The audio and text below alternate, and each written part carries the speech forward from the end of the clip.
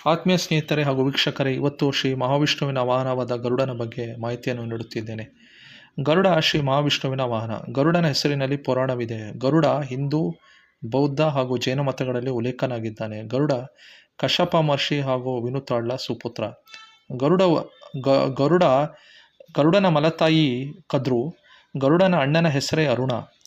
ಕದ್ರು ಮತ್ತು ವಿನಿತಾ ಕಶ್ಯಪ ಮಹರ್ಷಿಯ ಹೆಂಡತಿಯರು. ಕದ್ರುವಿನ ಮಕ್ಕಳು ಸರ್ಪಕುಲದವರು ಹಾಗೂ ವಿನುತಾಳಿಗೆ ಇಬ್ಬರು ಪುತ್ರರು, ಅರುಣ ಮತ್ತು ಗರುಡ.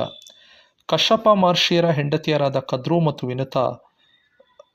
ವಿನುತಾಳಿಗೆ ವರವನ್ನು ಕರುಣಿಸಿ, ಕದ್ರುವು ತನಗೆ 1000 ಮಕ್ಕಳು ಬೇಕೆಂದು ವರವನ್ನು ಕೇಳಿದಳು. ವಿನುತಾಳು ತನ್ನ ಅಕ್ಕನ ಕೇಳಿದ ವರವನ್ನು ಕೇಳಿ ತನಗೆ 2 ಮಕ್ಕಳು ಕದ್ರುವಿನ ಮಕ್ಕಳಿಗಿಂತ ಅತ್ಯಂತ ಶಕ್ತಿಶಾಲಿ ಹಾಗೂ ಚುರುಕು ಬುದ್ಧಿಯುಳ್ಳವರಾಗಿರಬೇಕೆಂಬ ವರವನ್ನು ಕೇಳಿದಳು.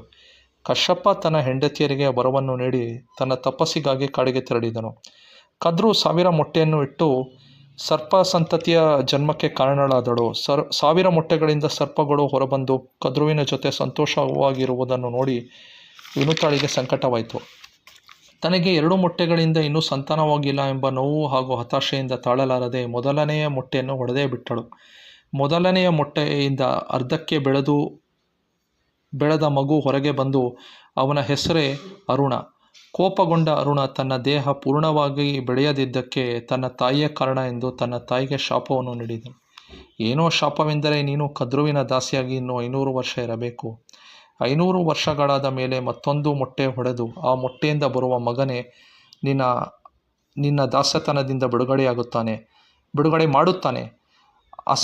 ಆತನು ಅಸಾಮಾನ್ಯ ಶಕ್ತಿಯುಳ್ಳ ಹಾಗೂ ಪರಾಕ್ರಮಿಯಾಗಿರುತ್ತಾನೆ. ಹೇಗೆ ಗರುಡ ತನ್ನ ತಾಯಿಯನ್ನು ಕದ್ರುವಿನ ದಾಸತನದಿಂದ ಬಿಡುಗಡೆ ಮಾಡಿದನು ಎಂಬ ಕಥೆಯನ್ನು ನಾನಿಲ್ಲಿ ವಿವರಿಸುತ್ತೇನೆ. ವಿನುತಾಳು ಕದ್ರುವಿನ ಕುತಂತ್ರ ಹಾಗೂ ಮೋಸದಿಂದ ದಾಸಿಯಾಗಿರುತ್ತಾಳೆ.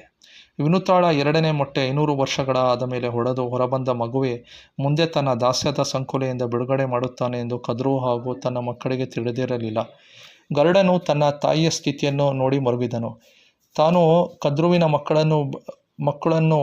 ಮಕ್ಕಳ ಬಳಿ ಬಂದು ತನ್ನ ತಾಯಿಯ ದಾಸ್ಯದ ಸಂಕೋಲೆಯಿಂದ ಬಿಡುಗಡೆ ಮಾಡುವಂತೆ ಕೇಳುತ್ತಾನೆ.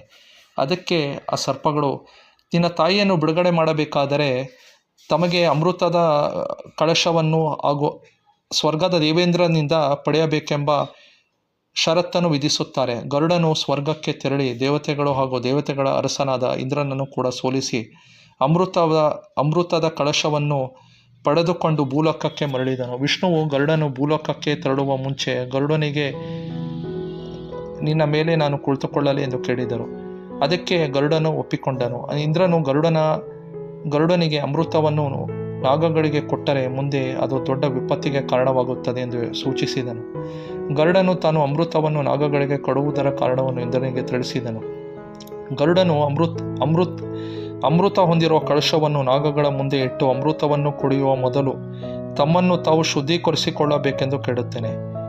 ಅಮೃತವನ್ನು ಕುಡಿಯುವ ಮೊದಲೇ ಅಮೃತವನ್ನು ಇಂದ್ರನ ಮಗ ಜಯಂತ ಕದಿಯುತ್ತಾನೆ. ಇದರಿಂದ ಗರುಡನು ನಾಗಗಳನ್ನು ಸೋಲಿಸಿ ತನ್ನ ತಾಯಿ ಕದ್ರು ಹಾಗೂ ಅವರ ಮಕ್ಕಳಿಂದ ಬಿಡುಗಡೆ ಮಾಡುತ್ತಾನೆ.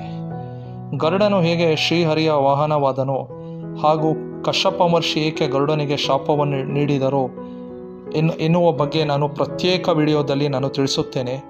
ಈ ವಿಡಿಯೋ ನಿಮಗೆ ಇಷ್ಟವಾಗಿದ್ದಲ್ಲಿ ದಯವಿಟ್ಟು ವಿಡಿಯೋನು ಲೈಕ್, ಶೇರ್ ಆ್ಯಂಡ್ ಸಬ್ಸ್ಕ್ರೈಬ್ ಮಾಡಿ ಹಾಗೂ ಡಿಸ್ಕ್ರಿಪ್ಷನ್ ಲಿಂಕನ್ನು ಕ್ಲಿಕ್ ಮಾಡೋದನ್ನು ಮರಿಬೇಡಿ.